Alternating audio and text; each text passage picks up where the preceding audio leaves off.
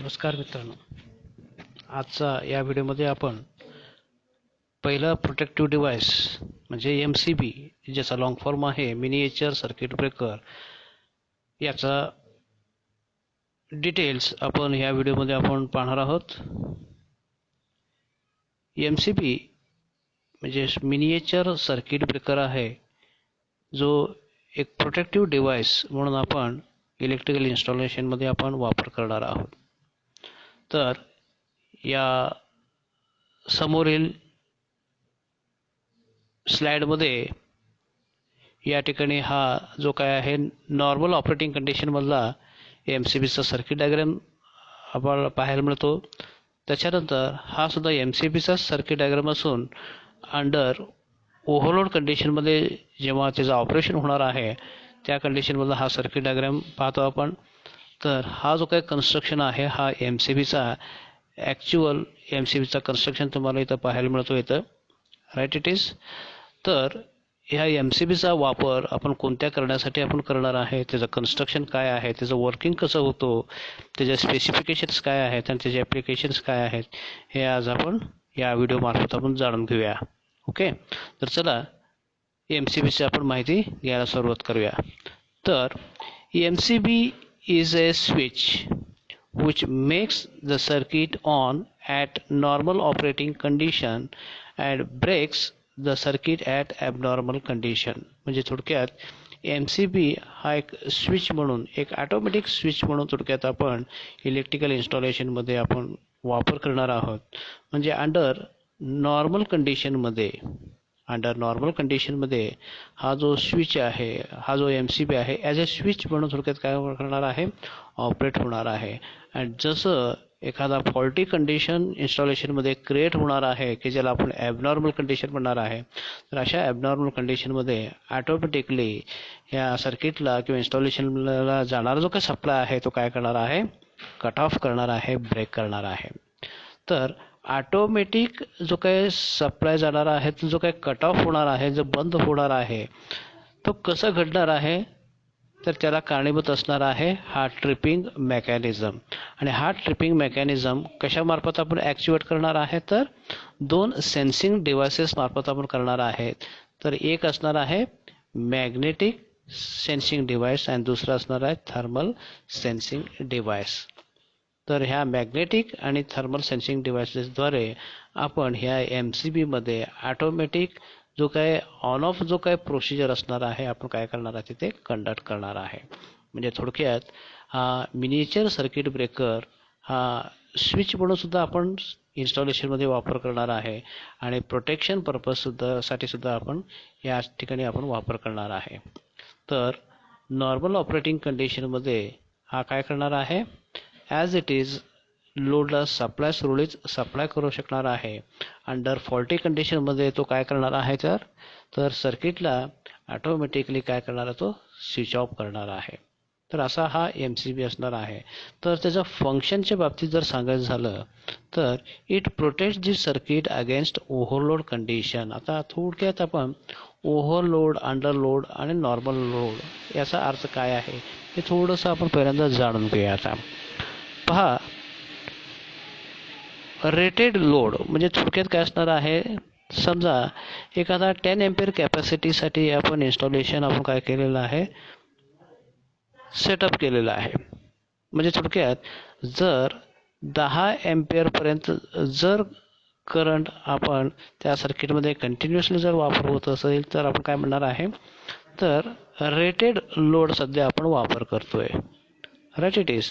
समजा त्याच सर्किटमध्ये कंटिन्युअसली आपण 2 एम्पियर, 3 एम्पियर, 4 एम्पियर, 5 एम्पियरपर्यंतच करंट आपण वापर करत असाल तर काय होणार आहे, तर तो अंडरलोड कंडिशनमध्ये सध्या सर्किट हा वापर होत आहे असे आपण म्हणायला काय हरकत नाही आहे, बरोबर आहे. पण जेव्हा 10 एम्पियरपेक्षा जास्ती करंटचा वापर आपण त्याच सर्किटमध्ये आपण करणार आहे, रेटेड करंट किती आहे म्हणजे जास्तीत जास्त लोड घेण्याची क्षमता किती आहे त्या सर्किटचा, 10 एम्पियर इतका आहे. जर त्याच सर्किटमध्ये 10 एम्पियरपेक्षा जर जास्ती करंटचा वापर जर होत असेल तर अशा केसेसमध्ये आपण त्या सर्किटला आपण काय म्हणणार आहे, ओव्हरलोड कंडिशन आपण म्हणणार आहे. म्हणजेच रेटेड लोड, अंडरलोड आणि ओव्हरलोड. तर ओव्हरलोड कंडिशनमध्ये सर्किटमध्ये काय होणार आहे, एक्सेसिव्ह करंट हा ड्रॉ होणार आहे, म्हणजे ओव्हर करंट फ्लो होणार आहे. मग अशा ओव्हर करंटमुळे काय होणार नेमकं, इलेक्ट्रिकल सर्किट हा हीट व्हायला सुरुवात होणार आहे आणि हीट होऊन काय होणार आहे, कदाचित एका कंडिशनमध्ये तो इलेक्ट्रिकल सर्किटला बर्न करण्याचं काय असणार आहे, त्या ठिकाणी चान्सेस असणार आहे, पॉसिबिलिटीज असणार आहे. तर अशा वेळेला इलेक्ट्रिकल इन्स्टॉलेशनला अशा ओव्हर करंटपासून किंवा ओव्हरलोड कंडिशनपासून आपल्याला प्रोटेक्ट करणं गरजेचं आहे आणि तो प्रोटेक्शन देण्याचा काम हा कशामार्फत आपण करणार आहे, तर ह्या MCBद्वारे आपण करणार आहोत. तर दुसरा केस, जेव्हा एखादा इलेक्ट्रिकल सर्किटमध्ये शॉर्ट सर्किटसारखा फॉल्ट हा क्रिएट होणार आहे. आता शॉर्ट सर्किट म्हणजे काय असणार आहे, आता AC सप्लायच्या संदर्भात 2 सप्लायचे टर्मिनल असणार आहे, फेज आणि न्यूट्रल. DCच्या बाबतीत काय असणार आहे, तर पॉझिटिव्ह आणि निगेटिव्ह असे 2 टर्मिनल असणार आहे. जेव्हा फेज आणि न्यूट्रल एकत्रित जोडला जाणार आहे किंवा पॉझिटिव्ह आणि निगेटिव्ह टर्मिनल एकत्रित जोडलं जाणार आहे, तर अशा केसेसमध्ये काय म्हणतो आपण, शॉर्ट सर्किट कंडिशन क्रिएट झालेली आहे असे आपण म्हणतो. तर अशा शॉर्ट सर्किट कंडिशनमध्ये पुन्हा एकदा काय होणार आहे, एक्सेस करंट ह्या इलेक्ट्रिकल सर्किटमध्ये फ्लो होणार आहे. तर अशा एक्सेस करंटपासून काय होणार आहे, पुन्हा एकदा सर्किट हा बर्न होण्याचं काय असणार आहे, चान्सेस असणार आहे. म्हणजे शॉर्ट सर्किट कंडिशनमध्ये सुद्धा आपल्याला जे एक्सेसिव्ह करंट फ्लो होणार आहे सर्किटमध्ये, त्यापासून सुद्धा सुरक्षा देण्यासाठी आपण ह्या MCBचा खास करून वापर करणार आहे.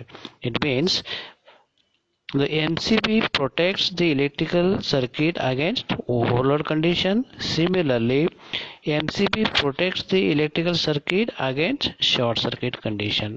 तर अशा या 2 कामासाठी आपण इलेक्ट्रिकल सर्किटमध्ये, इलेक्ट्रिकल इन्स्टॉलेशनमध्ये किंवा electrical appliances, equipment, devices, machineries या प्रोटेक्शन पर्पजसाठी आपण इन्स्टॉलेशनमध्ये MCBचा खास करून वापर करणार आहोत.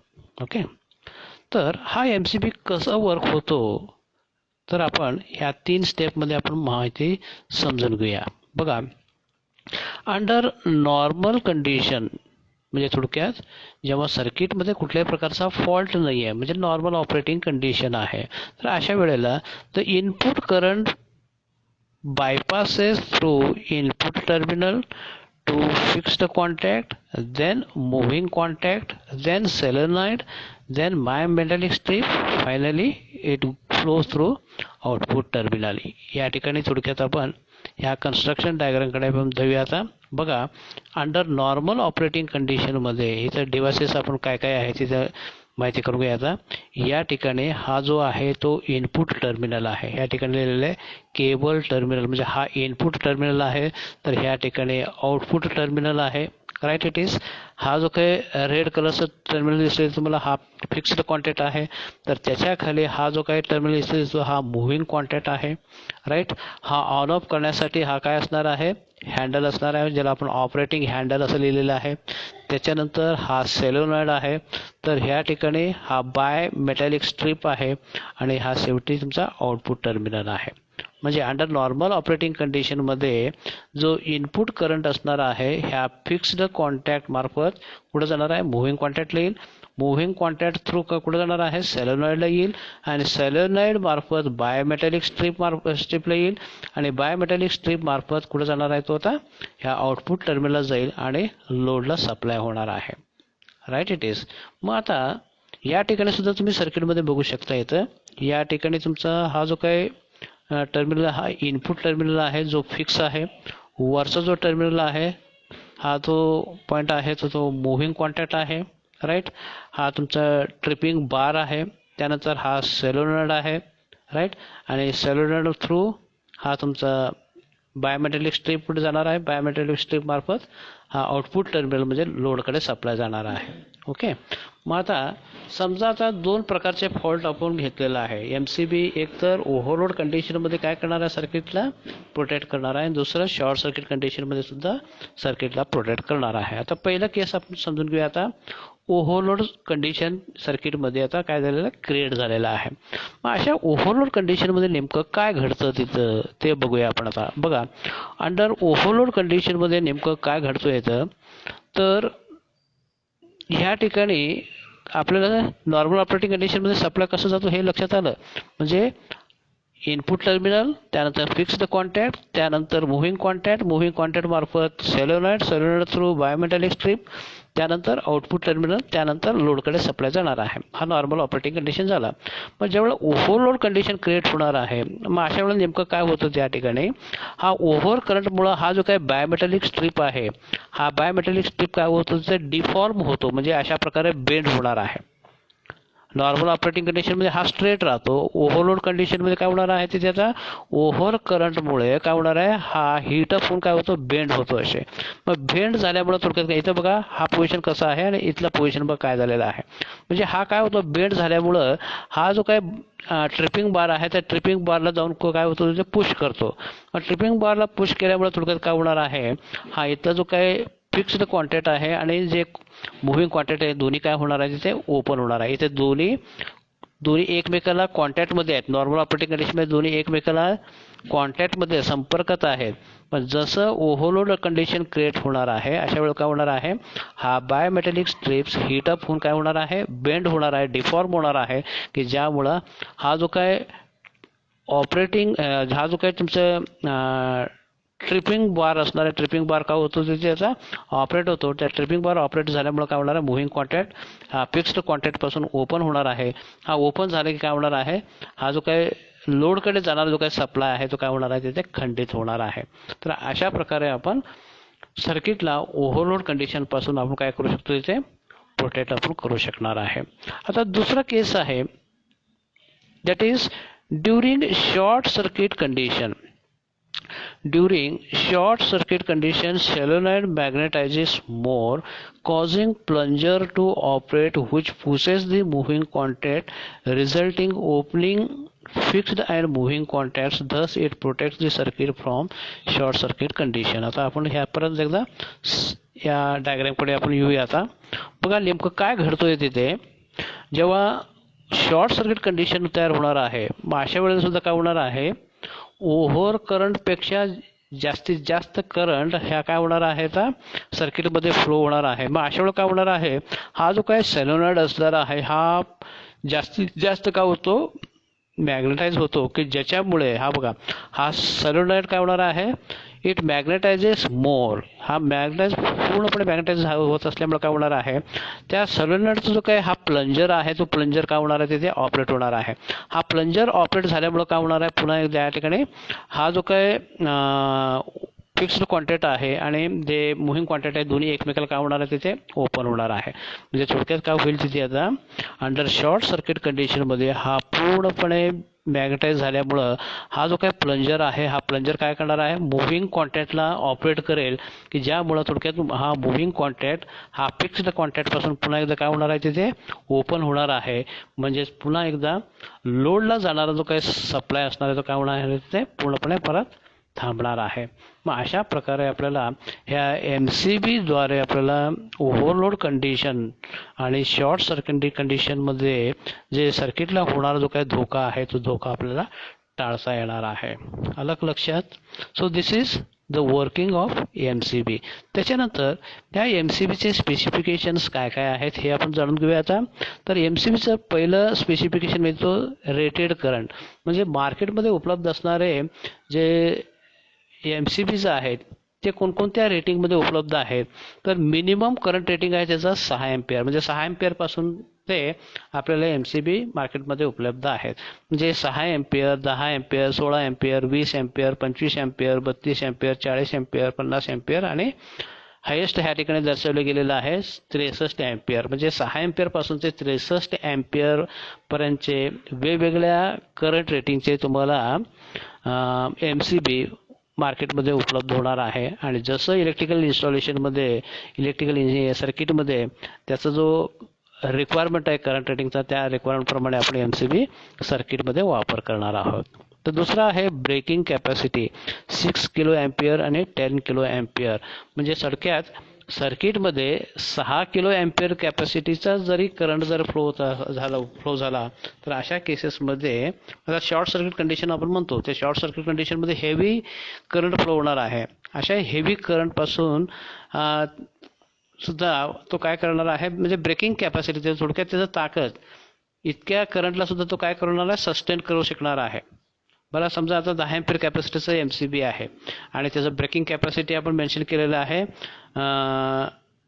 10 किलो एम्पियर, म्हणजे थोडक्यात 10 किलो एम्पियर पर्यंतचा जो काय करंट जरी त्या MCB थ्रू जर फ्लो होत असेल तरी जो MCB ला कुठल्याही प्रकारचा धोका तिथे होणार नाही आहे. म्हणजे थोडक्यात त्याचा हा तेवढं करंट कॅरिंग काय असणार आहे, कॅपॅसिटी असणार आहे, त्याचा ब्रेकिंग कॅपॅसिटी असणार आहे. त्याच्यानंतर तिसरा आहे व्होल्टेज रेटिंग. तर सिंगल फेजमध्ये हा MCB जर आपण वापरणार असाल तर त्याचं व्होल्टेज रेटिंग असणार आहे 240 व्होल्ट इतका, आणि 3 फेज सर्किटमध्ये वापर होणारे जे काही MCB आहेत त्यांचे व्होल्टेज रेटिंग असणार आहे 440 व्होल्ट इतका. त्याच्यानंतर नंबर ऑफ फेजेस, माझा सर्किट सिंगल फेज सर्किट आहे का 3 फेज सर्किट आहे, त्याप्रमाणे MCBचे सुद्धा पुन्हा एकदा स्पेसिफिकेशन ठरलेलं आहे. तर सिंगल फेज सर्किटमध्ये वापर होणारे जे काय MCBs आहेत ते सिंगल फेज MCB आपण म्हणूया. तर 3 फेज सर्किटमध्ये वापर होणारे जे काही MCBs आहेत त्यांना 3 फेज MCB म्हणायला काही हरकत नाही आहे. त्यानंतर नंबर ऑफ पोल्स, तर 1 pole, 2 pole, 3 pole and 4 pole असे नंबर ऑफ पोल्समध्ये सुद्धा हे MCB उपलब्ध आहेत. तर सिंगल फेज सर्किटमध्ये आपण एकतर सिंगल पोल MCB वापर करू शकतो किंवा 2 पोल MCB आपण वापर करू शकणार आहेत. तर 3 पोल आणि 4 पोल जे काही MCBs आहेत हे 3 फेज सर्किटमध्ये वापर होणारे हे MCBs आहेत. म्हणजे 3 फेज सर्किटमध्ये एकतर तुम्ही 3 पोल MCB वापर करू शकता किंवा 4 पोल MCB तुम्ही वापर करू शकणार आहे. So this is about the specification. Then finally the application of MCB. MCB नेमकं कुठे आपण वापरणार आहे. These are the various applications where we use the MCBs. तर पहिलं आहे electrical installations in home, commercial installation and industrial installation. तर electrical installation या 3 ठिकाणी आपण वापरणार आहे. एक तर आपण घरामध्ये वापर करणार आहे किंवा सार्वजनिक ठिकाणीमध्ये वापर करणार आहे किंवा कारखान्यामध्ये आपण वापर करणार आहे. बरोबर काय आहे. तर अशा प्रकारचे तिन्ही प्रकारच्या इन्स्टॉलेशनमध्ये इलेक्ट्रिकल इन्स्टॉलेशनच्या प्रोटेक्शन पर्पजसाठी आपण MCBचा आपण खास करून वापर करणार आहे. दुसरा आहे फीडर प्रोटेक्शन. आता MCBची जी MSCB पासून जे काही सप्लाय आपल्याला घरापर्यंत पोहोचणार आहेत तर अशा ठिकाणी फीडर्स म्हणजे थोडक्यात हे काय असणार आहे, सप्लायचे वायर्स आहेत. ओके, तर त्या फीडरच्या प्रोटेक्शन पर्पजसाठी सुद्धा अशा प्रकारचे MCBs आपण वापर करू शकतो. त्यानंतर diesel generator set protection, DG set किंवा डिझेल जनरेटर सेट आपण म्हणजे थोडक्यात हा स्टँड बाय युनिट म्हणून आपण बऱ्याच ठिकाणी आपण इव्हन आपल्या कॉलेजमध्ये सुद्धा हा डिझेल जनरेटर सेट आहे. जेव्हा MSCBचं लाईट जातो त्यावेळेस आपण हा जनरेटर चालू करून आपण काय करणार आहे, स्टँड बाय पॉवर आपण सप्लाय करत असतो. तर अशा DG सेट जो असणार आहे त्याच्या प्रोटेक्शन पर्पजसाठी सुद्धा आपण MCBचा खास करून वापर करणार आहे. त्यानंतर वेल्डिंग ॲप्लिकेशन म्हणजे थोडक्यात वेल्डिंग ॲप्लिकेशनमध्ये जे काही वेल्डिंग मशीन आहे त्या वेल्डिंग मशीनच्या प्रोटेक्शन पर्पजसाठी सुद्धा अशा प्रकारचे MCBचा आपण वापर करणार आहे. आणि शेवटी इलेक्ट्रिक मोटर प्रोटेक्शन. आता बरेच ॲप्लिकेशनमध्ये ज्या ठिकाणी मेकॅनिकल मशीन्स आहेत किंवा जे रोटेटिंग मशीन्स आहेत अशा रोटेटिंग मशीन्सला जे काही रोटेट करण्यासाठी जे इलेक्ट्रिक मोटर्सचा आपण वापर करणार आहे त्या इलेक्ट्रिक मोटरच्या प्रोटेक्शन पर्पजसाठी सुद्धा अशा प्रकारचे MCBचा आपण वापर या ठिकाणी आपण करणार आहोत. तर लक्षात आलं असेल आता MCB म्हणजे काय असणार आहे, राईट. MCBचे कन्स्ट्रक्शन काय असणार आहे, MCBचे वर्किंग काय आहे, त्याचे स्पेसिफिकेशन आणि त्याचे ॲप्लिकेशन्स, इतके कंटेंट हा प्रत्येक डिव्हाइसबद्दल आपण ह्या ठिकाणी जाणून घेणार आहोत. त्यातला हा पहिला डिव्हाइस आपण MCB समजून घेतलं. लक्षात ठेवा MCB म्हणजे काय आहे, मिनिएचर सर्किट ब्रेकर. त्याचा हा लॉंग फॉर्म असणार आहे. हा एक काय असणार आहे, स्विचिंग डिव्हाइस आहे. तर तो स्विचिंग तर काम करणारच आहे, सोबत हा इलेक्ट्रिकल सर्किटला ऑटोमॅटिक प्रोटेक्शन देण्याचा काम सुद्धा तो करणार आहे. आणि हा प्रोटेक्शन कशाच्या अगेन्स्टमध्ये करणार आहे, तर ओव्हरलोड कंडिशन आणि शॉर्ट सर्किट कंडिशन ह्या 2 कंडिशनच्या अगेन्स्टमध्ये इलेक्ट्रिकल सर्किट किंवा इन्स्टॉलेशन किंवा इक्विपमेंटला प्रोटेक्शन देण्याचा काम हा MCB करणार आहे. So this is all about your miniature circuit breaker. So we stop here now. Thank you.